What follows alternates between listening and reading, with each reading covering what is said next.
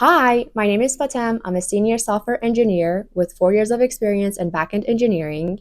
And in this video, I'm going to point out which computer science classes actually prepare you for becoming a software engineer. My goal is to give you a subset of computer science classes that you should absolutely prioritize and be very, very studious about, because those are the ones that are actually going to help you land internships and become a good software engineer. I'm also trying to give you permission to kind of tune out of the other hundreds of classes we have to complete in order to get a computer science degree. The reason that I'm trying to get you to tune out of some of these classes is because we all know computer science is hard, but it's not just the coding and the abstract computer science topics that make it hard. The classes we have to take involve mathematics, a bunch of sciences like physics, chemistry, and biology. And in case your university offers computer science from their engineering department, you also have to take at least 3 semesters of engineering courses, all of which have nothing to do with preparing you to become a software engineer. That's why I'm trying to give you the key to success, like how to be zen and go through computer science classes while paying attention to the ones that give you a technical skill that is very necessary to become a software engineer. And if they're not giving you literally a technical skill, then they're giving you knowledge of a technical concept you have to first understand in order to be able to work with technologies that a bunch of tech teams utilize right now. Fair warning, this list of classes is going to be very short. And I'm sure you will wonder, why do I have to take all these classes if only like 5 or 8 of them is going to end up helping me land an internship and a full-time job? Great question. Let's talk about it. In case you didn't know, computer science is a general major. You should know that it's a general major because once you earn a computer science degree, you'll have like 80 or 100 different careers available to you. Post-graduation, people end up becoming product managers and machine learning engineers, cybersecurity engineers, network engineers, game designers, DevOps engineers, data engineers, and like so many other things, because the classes that everyone took in computer science didn't really like force them into a specific career, rather gave them the very foundational knowledge that like you should have as someone who's interested to work in tech. It's really your responsibility to go down the rabbit hole of career preparation and do everything that goes into building a portfolio for yourself that would market your skills to the tech companies out there. Now, let's get to the list of classes. Because I earned my degree from California State University, East Bay, I'm first gonna go through the computer science program of that university. But because Cal State East Bay doesn't offer enough elective courses, I also want to review San Jose State University's software engineering program. I think San Jose State does a really good job of providing the elective courses that would help people complete their units towards graduation at the same time of exploring different aspects of what you can call like coding jobs, like software engineering jobs. Without further ado, let me share my screen and go through the list of classes. All right, now we are looking at Cal State East Bay's Computer Science Bachelor's of Science program. Every university has their own unique names for computer science classes. So we'll go through this program, then I'll go through San Jose State's computer science program. Hopefully, after seeing the 2 different programs, you'll be able to extrapolate what are the software engineering related computer science classes at your university. Starting from the very first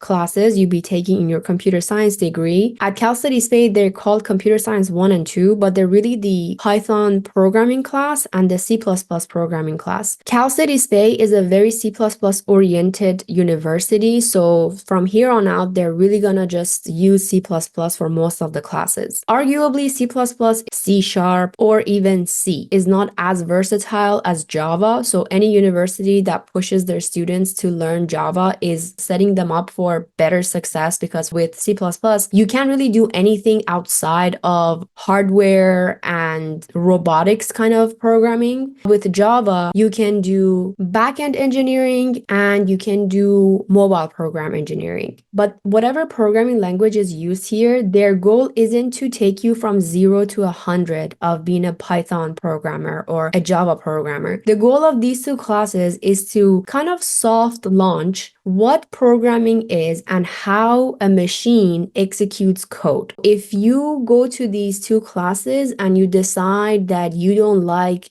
let's say, C++ and the kind of homework assignments that's being given in these two classes, therefore you are not going to really try your hardest, then you are missing out on a great learning opportunity. The concept of what's an object, what's a class, how do you do inheritance, and how do you do some of these memory management stuff, that's across every programming language. So doing well in this class, as in attending every lecture and truly making an effort in understanding everything that's being said in the lecture, doing really well in the homework assignments instead of trying to turn in half completed homework assignments and it's like stuff that you copied from here and there. Also doing really well in your exams. These are going to be great ways for you to practice coding. Let's move on to the next category of classes. Over here, we have 3 classes that are very beneficial in preparing you to become a software engineer. Not as in like they're gonna make you a software engineer. Obviously, you're gonna have to continue your efforts and do a lot of self-learning and supplemental efforts. But the data structures and algorithms class paired with the analysis of algorithms class paired with the software engineering class, these 3 do a really good job of preparing you to become a software engineer. Therefore, you should be doing well in this class in the form of going above and beyond for the homework assignments and trying to get the highest grade in the exams. But some things that could come up is data structures and algorithms could be taught in a useless programming language like C++. But the fact that they're using C++ for this, it shouldn't nullify the important topics that are covered in this class. Like no matter what programming language you decide is helpful in your opinion, like some people think Python is a really good programming language for data structures and algorithms because technical interviews actually go better when you are using Python and not something super specific like C++. Just swallow the pill that is C++ and then try to genuinely understand what are data structures and how do they help us in creating efficient code. The thing that could go wrong in the analysis of algorithms class is that some professors go so math heavy here that you start questioning yourself. You go like, wait, am I a math student now or am I still doing computer science? So unfortunately, in that way, this class could be a disaster and not helpful. But no matter how difficult your professor tries to make things here, the bigger idea is there are a bunch of super smart computer scientists from like 50 years ago who came up with a set of algorithms that work really well. Your job as a computer science student should be to get to know what these algorithms are and why they are helpful. You can just memorize them as pseudocode, honestly. Like the idea isn't that you're gonna come out of this class and then someone in a technical interview is gonna ask you to innovate something new. It's really just learning from what has been established already. Let me share some things that could go wrong in the software engineering class. This class is the only course that is taught with Java at East Bay. They also try to get people to do group projects. I think at least 2 group projects are completed here. And naturally, when you talk about group project, then you're talking about using Get and GitHub. So things that could go wrong here, people could start saying, I hate my group. I don't know how Java works. I wasn't taught Git and GitHub. And sometimes people are just starting to beef with the teacher. They go like, the teacher doesn't do a good job of educating me. This is very similar situation that could happen in the computer coding classes, right? Like you are kind of falling victim into the environment you're in and you're losing sight of the bigger picture. If you do well in the software engineering course, you will have a ton of really good stories to tell in interviews. They definitely ask you, give me a specific example of a time where you wanted to correct some bug or convince someone in your team that another approach was better, like hypothetical situations that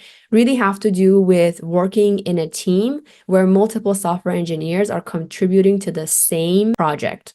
Okay, so now let's talk about the electives at East Bay. In here, you have to complete 4 out of these 6 classes, but they have one more course that's called Topics. Topics is sort of like a rotating thing. It's not constant throughout the year. Depending on what the professors feel like teaching for that semester, on their topics, there could be a machine learning class, a Linux programming class, maybe blockchain and Internet of Things. I think if you want to become a software engineer, front end, back end, full stack, whatever it is, you should absolutely take the website development course. You should absolutely take the database architecture course.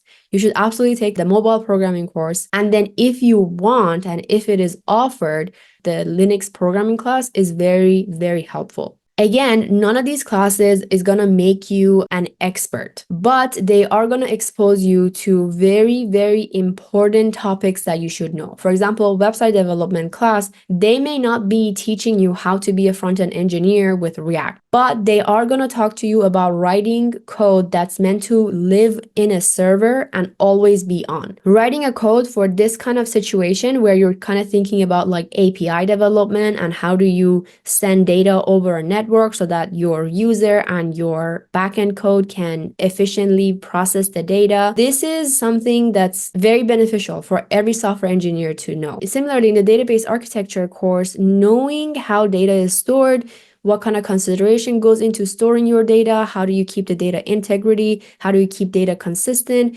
how to read and write to a database, all that stuff.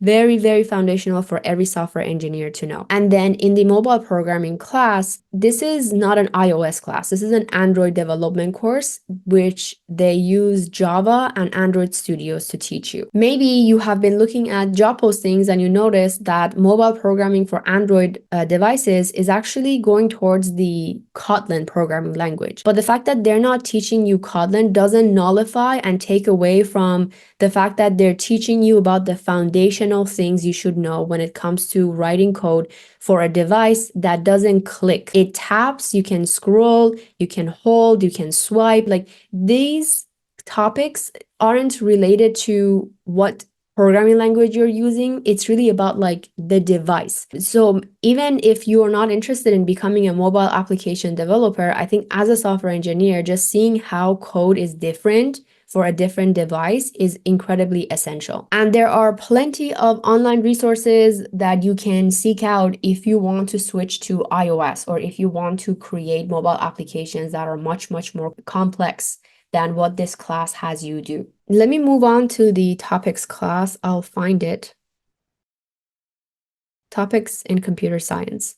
So I mentioned that the Linux computer programming course would be really helpful to take if that class is being offered in a semester that you would be taking your electives. Terminals are something that you will 100% have to use in your job. I really appreciated the fact that this class taught me about Linux commands and using a terminal and the Linux file system. In my current job, I use AWS a lot, and knowing how to use CLI tools has been a lifesaver. So that is it for Cal State East Bay. All right, switching to San Jose State University's computer science program, I am going to scroll past all of these irrelevant classes to find the, wow, where is it? Okay, here we go, lower divisions. Let me zoom in. Here we have Introduction to Programming. Obviously, this is a computer coding class. Like I said, very important. And then the Introduction to Data Structures course. I don't know how this class is different than this data structures course down here. I don't know what programming language they use here or what programming language they use here, but whatever it is, because of the reasons we discussed, these classes have to be absolutely prioritized over everything else that you're doing. So let's say you're at San Jose State University and you're taking the Introduction to Programming course at the same time of taking, I don't know, Calculus 2. It might be that the Calculus 2 professor is a very hard teacher and is somehow pulling a lot of your time and energy towards this irrelevant ass class, but you should know that I am recommending you to zone out of Calculus 2 and put your efforts towards Introduction to Programming. Obviously, try to keep your GPA in a place where you wouldn't lose your scholarships, but you have the permission to cut yourself some slack and say sayonara to Calculus 2 and really try to sit down and understand, how does programming work? Let me move on to the upper division. So we saw data structures and algorithms already. I see this object-oriented design, which I believe is their Java class. Object-oriented and Java, at this point, they're kind of the same thing. So since this is a class that is related to computer programming, I am 100% behind this class. You should complete these 3 units and have very, very strong understanding of everything here. Like, what are design patterns? What is a generic? What is exception handling? Why do we care about concurrent programming?